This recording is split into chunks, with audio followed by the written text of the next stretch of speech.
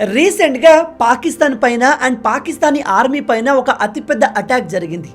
దాదాపు 102 పాకిస్తానీ సైనికులు చనిపోయారు. ఈ అటాక్ చేసింది పాకిస్తాన్లోని ఒక భాగమైన బలూచిస్తాన్ లిబరేషన్ ఆర్మీ. మీరు ఇక్కడ ఈ రిపోర్ట్లో చూడవచ్చు. బలూచిస్తాన్ లిబరేషన్ ఆర్మీ చెప్పేది ఏమిటంటే వాళ్ళు 102 పాకిస్తాన్ సైనికుల్ని అంతం చేయడమే కాదు, బలూచిస్తాన్ని దోచుకోవడానికి పాకిస్తాన్ అండ్ చైనా యూజ్ చేస్తున్న రోడ్లను, బ్రిడ్జెస్లను కూడా కంప్లీట్గా డ్యామేజ్ చేశాము అని. ఈ అటాక్ని పాకిస్తానీ ఆర్మీ ఎన్నటికీ మర్చిపోలేదు, ఎందుకంటే అంత భారీ లెవెల్లో అటాక్ జరిగింది. ముఖ్యమైన విషయం ఏమిటంటే ఈ అటాక్ ఇక్కడితో అయిపోయేది కాదు, ఇది జస్ట్ బిగినింగ్ మాత్రమే. ఇంకా చాలా జరగబోతున్నాయి. ఈ బలూచిస్తాన్ ఆర్మీ కేవలం ఒక ప్రాంతంలో మాత్రమే అటాక్ చేయలేదు, చాలా ప్రాంతాల్లో ముందుగానే పక్కాగా ప్లాన్ చేసి ఒక్కసారిగా దాడికి దిగారు. ఈ దాడికి పాకిస్తానీ ఆర్మీ ఒక్కసారిగా షాక్ అయింది. వాళ్ళకు ఏం చేయాలి, వీళ్ళను ఎలా ఆపాలో అర్థం కావడం లేదు. ఈ న్యూస్ని కేవలం పాకిస్తానీ మీడియా, ఇండియన్ మీడియా మాత్రమే కాదు, ఇంటర్నేషనల్ మీడియా కూడా కవర్ చేస్తుంది. ఎందుకంటే ఈ పాకిస్తానీ ఆర్మీపై జరిగిన అటాక్ మామూలుది కాదు, ఎంతో ప్లానింగ్తో అతిపెద్ద అటాక్ జరిగింది.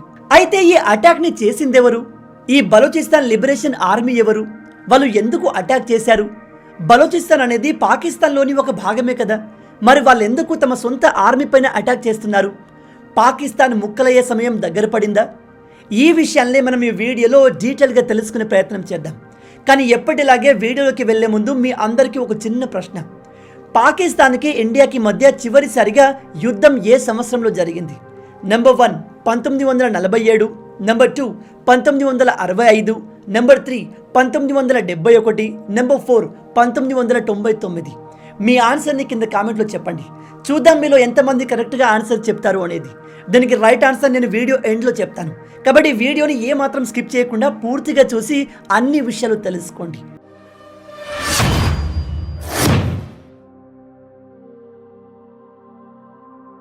మీరు ఇక్కడ మ్యాప్లో చూసినట్టయితే ఇది బలూచిస్తాన్ ఏరియా. ఇది ప్రజెంట్ పాకిస్తాన్లోనే ఉంది. పాకిస్తాన్లోని చాలా వరకు ఖనిజ సంపద, ఇతర వనరులు ఎక్కువగా ఈ బలూచిస్తాన్లోనే ఉన్నాయి. కానీ బాధాకరం ఏమిటంటే పాకిస్తానీ ప్రభుత్వం అండ్ పాకిస్తానీ ఆర్మీ ఈ బలూచిస్తాన్ నుంచి రీసోర్స్ తీసుకుంటుంది, కానీ అక్కడి ప్రజలకు ఎటువంటి ఫెసిలిటీస్ అందించట్లేదు. మీరు ఇక్కడ మ్యాప్లో చూసినట్టయితే పాకిస్తాన్ అఫీషియల్స్ అండ్ ఆర్మీ అంతా కూడా ఇదిగో ఈ పంజాబ్ ఏరియాలో ఉంటారు. అందుకే వీళ్ళు బలూచిస్తాన్ ప్రాంతంలో లభించే రీసోర్స్ అన్నిటినీ అక్కడికి తరలిస్తారు, కానీ అక్కడి ప్రజలకు ఎటువంటి ఫెసిలిటీస్ని కానీ టెక్నాలజీని కానీ అందించరు. దాంతో రాను రాను ఈ బలూచిస్తాన్ ప్రజల్లో కోపం మొదలై అది కాస్త తిరుగుబాటుగా మారింది. అలా తయారైన ఆర్మీనే ఈ బలూచిస్తాన్ లిబరేషన్ ఆర్మీ. వీళ్ళ మెయిన్ ఎజెండా ఏమిటంటే పాకిస్తాన్ నుంచి బలూచిస్తాన్ ప్రాంతాన్ని వేరు చేసి ఒక కొత్త దేశాన్ని ఏర్పాటు చేయడం. అందుకే వీళ్ళు ఎప్పుడూ పాకిస్తానీ గవర్నమెంట్ పైన, అక్కడి ఆర్మీ పైన అటాక్లు చేస్తూ ఉంటారు. పాకిస్తానీ ఆర్మీ వాళ్ళు కూడా ఈ ప్రాంతంలోని ప్రజల్ని పెద్దగా పట్టించుకోరు అండ్ వాళ్ళు వీళ్ళపైన కారణం లేకుండా దాడులు చేస్తూ ఉంటారు. ఒకసారి ఇమాజిన్ చేయండి, మీ దగ్గర ఉన్న వస్తువుల్ని వాడుకొని మిమ్మల్ని కించపరుస్తూ తక్కువ చేసి చూస్తే మీకు ఎలా ఉంటుంది? బ్రిటిష్ వారు మనతో ఇదే చేశారు. అందుకే చివరికి మనం వాళ్ళను తరిమి కొట్టాం. ఇప్పుడు బలూచిస్తాన్ ఆర్మీ కూడా పాకిస్తాన్ ఆర్మీతో అలాగే చేయాలి అనుకుంటుంది. అందుకే రీసెంట్గా ఈ బలూచిస్తాన్ ఆర్మీ పాకిస్తాన్లోని చాలా ప్రాంతాలని అటాక్ చేసి దాదాపు 102 మంది పాకిస్తానీ సైనికులను చంపేసింది. అలాగే చాలా మట్టుకు రోడ్లను, బ్రిడ్జ్లను కూల్చేశారు. ఎందుకు అంటే ఈ రోడ్లు, బ్రిడ్జెస్ ద్వారానే పాకిస్తాన్ అండ్ వాళ్ళతో కలిసిన చైనా ఈ బలూచిస్తాన్ ఏరియా మొత్తాన్ని దోచుకుంటున్నారు. పాకిస్తాన్ క్రియేట్ అయినప్పటి నుంచి అంటే 1947 నుంచి పాకిస్తాన్లోని ఈ పంజాబ్ ప్రాంతంలోని ప్రజలే ఆ దేశం పైన అధికారం చలాయిస్తున్నారు అండ్ వీళ్ళే ఆ దేశంలోని వివిధ ప్రాంతాల్లోని వనరుల్ని ఎక్స్‌ప్లాయిట్ చేస్తున్నారు. ప్రజెంట్ పాకిస్తాన్లో జరిగిన అభివృద్ధి ఏదైతే ఉందో అది కేవలం ఇదిగో ఈ పంజాబ్ ప్రాంతంలో మాత్రమే జరిగింది. మిగతా ప్రాంతాలన్నీ కడు పేదరికంలో ఉన్నాయి. అండ్ ఇప్పుడు పాకిస్తాన్తో చైనా కలిసి బలూచిస్తాన్ ప్రాంతంలో ఉన్న మినరల్స్ అన్నిటినీ దోచుకోవడం మొదలుపెట్టారు. ఈ బలూచిస్తాన్ని పాకిస్తాన్లోని ఒక భాగం అనుకొని అక్కడి గవర్నమెంట్ అక్కడి వనరుల్ని తీసుకెళ్తే ఎటువంటి ప్రాబ్లం లేదు. కానీ ఆ ప్రాంతంలోని వనరుల్ని వాడుకుంటున్నారు కాబట్టి అట్లీస్ట్ ఆ ప్రాంతంలో ప్రజల అభివృద్ధికి ఉపయోగపడే కొన్ని పనులైనా చేయాలి కదా. అట్లీస్ట్ సరైన రోడ్లు, స్కూల్స్, హాస్పిటల్, ఇంకా ఇతర డెవలప్మెంట్ ఏదైనా చేయాలి కదా. కానీ పాకిస్తాన్ గవర్నమెంట్ ఈ ప్రాంతం మొత్తాన్ని అలాగే వదిలేసింది, ఎటువంటి అభివృద్ధి పనులు చేయలేదు. అండ్ మీరు ఈ బలూచిస్తాన్ ఏరియా యొక్క హిస్టరీ చూస్తే ఆ ప్రాంతంలో జరుగుతున్న అన్యాయాల్ని తట్టుకోలేక కొన్ని గ్రూప్స్ పాకిస్తానీ ఆర్మీకి అగెన్స్ట్గా పోరాడే ప్రయత్నం చేశాయి. అలా చేసిన వారిని ఈ పాకిస్తానీ గవర్నమెంట్ అండ్ ఆర్మీ అత్యంత కిరాతకంగా టార్చర్ చేసి చంపారు. ఇలా కేవలం 1-2 సార్లు కాదు, అనేక సంవత్సరాలుగా జరుగుతూనే ఉంది. చివరికి ఇప్పుడు ఈ బలోచిస్తాన్ లిబరేషన్ ఆర్మీ స్ట్రాంగ్గా నిలబడి పాకిస్తాన్ గవర్నమెంట్కి అక్కడి ఆర్మీకి అగెన్స్ట్గా పోరాడుతుంది. ప్రజెంట్ ఈ బలోచిస్తాన్ ఆర్మీ గోల్స్ చాలా సింపుల్. ఒకటి, తమ ప్రాంతంలోని మినరల్స్ని, ఇతర వనరుల్ని పాకిస్తాన్ అండ్ చైనా దోచుకోకుండా కాపాడడం అండ్ ఈ కంప్లీట్ బలోచిస్తాన్ ప్రాంతాన్ని సెపరేట్ కంట్రీగా మార్చడం. బలోచిస్తాన్ లిబరేషన్ ఆర్మీ చాలా ఓపెన్గా చెప్పేది ఏమిటంటే పాకిస్తానీ పంజాబీలు మమ్మల్ని దోచుకుంటున్నారు అని. అందుకే వాళ్ళు రీసెంట్గా చేసిన అటాక్లో పంజాబీలను టార్గెట్ చేసి మరి వాళ్ళపైన దాడి చేశారు. ఈ బలోచిస్తాన్ ఆర్మీ పాకిస్తాన్ పంజాబ్ ప్రాంతం నుంచి వస్తున్న బస్సుల్ని ఆపి అందులో ప్రజలందరినీ కిందకి దింపి వాళ్ళ ఐడీస్ని చెక్ చేశారు. ఎవరైతే బలోచిస్తాన్ ప్రాంతానికి చెందిన వాళ్ళు ఉన్నారో వాళ్ళను వదిలేసి పాకిస్తాన్ పంజాబ్కి చెందిన వాళ్ళను అక్కడికక్కడే కాల్చి చంపారు. ఇక్కడ మీరు గుర్తుపెట్టుకోవాల్సిన ఇంకో విషయం ఏమిటంటే బలోచిస్తాన్ ఆర్మీకి ఇండియన్స్ అన్నా, ఇండియాకు చెందిన పంజాబీలన్నా ఎటువంటి హేట్ లేదు. వాళ్ళు ఇండియన్ పంజాబీల పైన ఎటువంటి దాడులు చేయరు. వాళ్ళు పోరాడుతుంది కేవలం Pakistan government, army and Pakistani పంజాబీలతోనే. ఇలా దాడులు కేవలం 1-2 ప్రాంతాల్లో కాదు, చాలా ప్రాంతాల్లో జరిగాయి. ఇక్కడ పాకిస్తానీ మీడియా చెప్పేది ఏమిటంటే కేవలం 102 పాకిస్తాన్ ఆర్మీ పర్సన్స్ మాత్రమే చనిపోయారు అని. కానీ సివిలియన్స్ని కూడా కన్సిడర్ చేస్తే ఆ సంఖ్య చాలా ఎక్కువగా ఉంటుంది. వీళ్ళు చేసిన అటాక్కి పాకిస్తానీ ఆర్మీ దిమ్మ తిరిగిపోయింది. అసలు వీళ్ళు ఇంత ప్రాపర్ ప్లానింగ్తో అంత పెద్ద అటాక్ని ఎలా చేయగలిగారు? వీళ్ళను ఎలా ఆపాలో వాళ్ళకు అర్థం కావట్లేదు. మీరు ఇక్కడ చూడవచ్చు, ఈ విధంగా బలోచిస్తాన్ ఆర్మీ బస్సుల్ని తగలబెట్టడం, బ్రిడ్జెస్ని కూల్చేయడం చేసింది. ఇదిగో ఇక్కడ కనిపిస్తున్న ఈ బ్రిడ్జ్ని చైనాకు చెందిన అఫీషియల్స్ అండ్ పాకిస్తానీ వాళ్ళు ఈ బలోచిస్తాన్ ప్రాంతంలోని వనరుల్ని దోచుకోవడానికి ఉపయోగిస్తారు. ఈ బలోచిస్తాన్ ఆర్మీ ఏ ఏ ప్రాంతాల్లో అటాక్ చేశారో ఒక మ్యాప్ని కూడా రిలీజ్ చేశారు. మీరు ఇక్కడ ఈ మ్యాప్ని చూసినట్టయితే ఆల్ ఓవర్ బలోచిస్తాన్లో వీళ్ళు అటాక్లు జరిపారు. నార్త్, సౌత్, సెంటర్లో కూడా అటాక్లు జరిగాయి. ఈ కంప్లీట్ ఆపరేషన్కి వీళ్ళు హీరోఫ్ అనే పేరును పెట్టారు. ఈ బలోచిస్తాన్ ఆర్మీ పాకిస్తాన్ ఆర్మీకి చెందిన ఒక క్యాంప్ని కూడా ఆక్యుపై చేసుకుంది. చూడండి, పాకిస్తానీ ఆర్మీకి చెందిన క్యాంప్ని ఆక్యుపై చేశారు అంటే ఇది దాడి కాదు, ఒక యుద్ధం. బలోచిస్తాన్ ఆర్మీ ఇప్పటి వరకు పాకిస్తానీ ఆర్మీ పైన, వాళ్ళ గవర్నమెంట్ పైన చేసిన అటాక్స్లో ఇదే అతిపెద్దది. పాకిస్తాన్ మన శత్రు దేశం అయినప్పటికీ అక్కడ సామాన్య ప్రజల ప్రాణాలు పోతున్నాయి అంటే ఎవరికైనా బాధే అనిపిస్తుంది. కానీ ఇక్కడ బలోచిస్తాన్ ఆర్మీ చేస్తుంది తప్పు అని మనం చెప్పలేం. ఎందుకంటే పాకిస్తానీ ఆర్మీ ఈ బలోచిస్తాన్ ఆర్మీ పైన, అక్కడి సామాన్య ప్రజలపైన అత్యంత దారుణమైన అటాక్లు చేసింది. ఈ పాకిస్తానీ ఆర్మీ సామాన్య బలోచిస్తాన్ ప్రజలతో క్రూరంగా బిహేవ్ చేసిన సందర్భాలు చాలా ఉన్నాయి. పాకిస్తాన్ గవర్నమెంట్ ఈ బలోచిస్తాన్ని తమ దేశంలో భాగమని గుర్తించి కూడా అక్కడి ప్రజల్ని తక్కువ చేసి చూడడం, వారి కోసం ఎటువంటి ఫెసిలిటీస్ని ఏర్పాటు చేయకపోవడం దురదృష్టకరం. అందుకే ఆ ప్రాంతంలోని ప్రజలు ప్రభుత్వం పైన తిరుగుబాటు మొదలుపెట్టారు. పాకిస్తాన్ పూర్వ ప్రైమ్ మినిస్టర్ అయిన ఇమ్రాన్ ఖాన్ చాలా స్టూపిడ్ పనులు చేశాడు.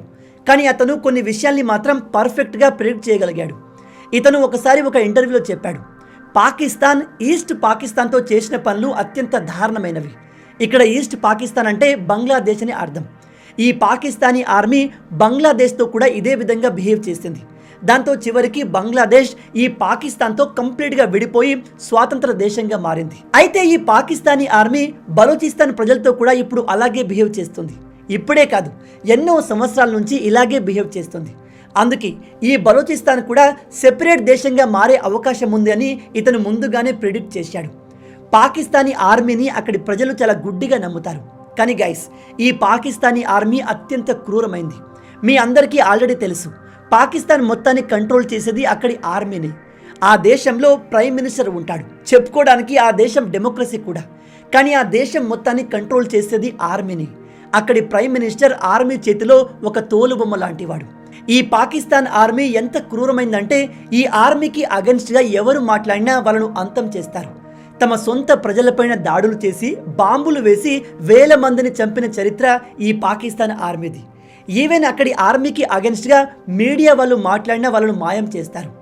ఈ దేశ పూర్వ ప్రైమ్ మినిస్టర్ ఇమ్రాన్ ఖాన్ కూడా తన చివరి రోజుల్లో పాకిస్తాన్ ఆర్మీకి అగెన్స్ట్గా చాలా స్టేట్మెంట్లు ఇచ్చాడు. చివరికి ఏం జరిగింది? అతన్ని ఎలక్షన్లో పార్టిసిపేట్ చేయకుండా చేసి జైల్లో పడేశారు. ఇతను ఇప్పటికీ జైల్లోనే ఉన్నాడు. ఈ బలోచిస్తాన్ ఆర్మీ రోజు రోజుకి చాలా స్ట్రాంగ్ అవుతుంది. ఎందుకంటే అక్కడి ప్రజలు కూడా ఈ బలోచిస్తాన్ ప్రాంతాన్ని ఒక సెపరేట్ కంట్రీగా మార్చాలి అనుకుంటున్నారు.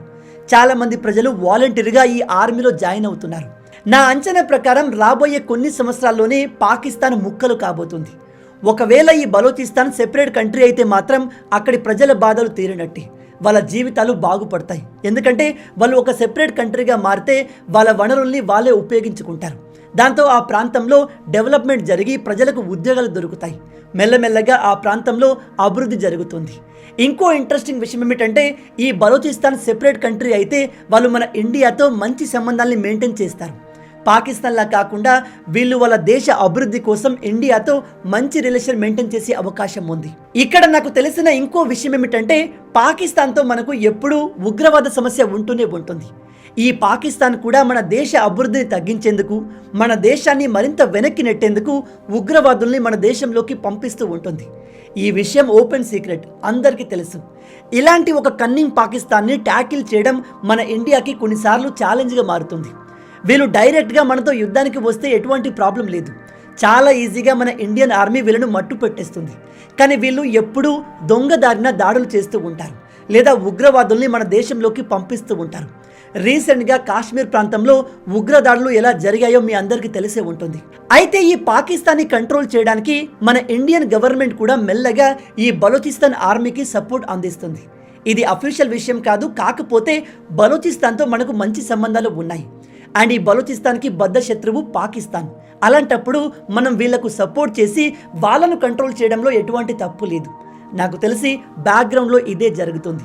ఎందుకంటే ఈ ముగ్గురు కలిస్తే శత్రువుల పరిస్థితి ఎలా ఉంటుందో మీ అందరికీ తెలిసే ఉంటుంది. ఓవరాల్గా చెప్పేది ఏమిటంటే భవిష్యత్తులో పాకిస్తాన్తో మనకు పెద్దగా సమస్యలు ఉండకపోవచ్చు.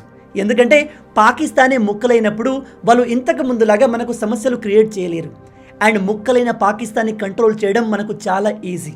బలోచిస్తాన్ ఆర్మీ చేసిన ఈ అటాక్ కేవలం బిగినింగ్ మాత్రమే, ఇంకా భవిష్యత్తులో ఇవి పెరగబోతున్నాయి. ఈ పూర్తి ఇన్సిడెంట్ని వరల్డ్ మీడియా కూడా క్లియర్గా కవర్ చేస్తుంది.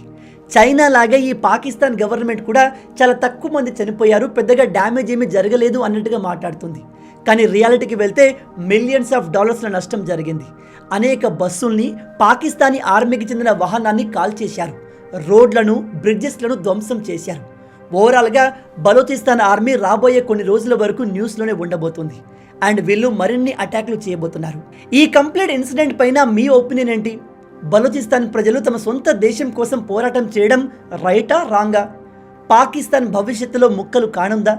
అలా జరిగితే మన ఇండియాకు ఎటువంటి లాభం జరగబోతుంది? మీ ఆలోచనల్ని కింద కామెంట్లో చెప్పండి. ఇక నేను మిమ్మల్ని మొదట్లో అడిగిన ప్రశ్నకు సమాధానం విషయానికి వస్తే, ఇండియా పాకిస్తాన్ మధ్య చివరిసారిగా యుద్ధం ఏ సంవత్సరంలో జరిగింది? దీనికి రైట్ ఆన్సర్ నెంబర్ 4, 1999. ఆ సమయంలో కార్గిల్ యుద్ధం జరిగింది. ఇందులో మన ఇండియా పాకిస్తాన్ని జయించి కార్గిల్ని సొంతం చేసుకుంది. మీలో ఎంతమంది దీన్ని కరెక్ట్గా ఆన్సర్ చేయగలిగారు? హానెస్ట్గా కింద కామెంట్లో చెప్పండి. మొత్తంగా ఇవే ఈ వీడియోకి సంబంధించిన పూర్తి విషయాలు. ఈ వీడియో మీకు నచ్చింది అనుకుంటున్నాను. నచ్చితే అలా ఊరికే చూసి వెళ్ళిపోకుండా వీడియోని లైక్ చేయండి. ఈ వీడియోకి నేను మీకు ఇచ్చే లైక్స్ టార్గెట్ 5000 లైక్స్. చాలా ఈజీ, సింపుల్గా చేసేయండి. మీరు కొట్టే లైక్స్కి కింద ఉన్న లైక్ బటన్ పగిలిపోవాలి. అండ్ ఇలాంటి మరిన్ని ఇంట్రెస్టింగ్ వీడియోస్ కోసం మన ఛానల్ని సబ్స్క్రైబ్ చేసి మమ్మల్ని సపోర్ట్ చేయొచ్చు కదా. ఇది మీకు కంప్లీట్లీ ఫ్రీ. కానీ మీరు చేసే ప్రతి ఒక్క లైక్ అండ్ సబ్స్క్రిప్షన్ మాకు మరిన్ని వీడియోస్ చేయడానికి ఒక మోటివేషన్లా ఉంటుంది. కాబట్టి వీడియోని లైక్ చేసి ఛానల్ని సబ్స్క్రైబ్ చేయడం మర్చిపోవద్దు. రాబోయే వీడియోలో ఇంకో ఇంట్రెస్టింగ్ టాపిక్తో మళ్ళీ కలుద్దాం. అంటిల్ దెన్, జై హింద్.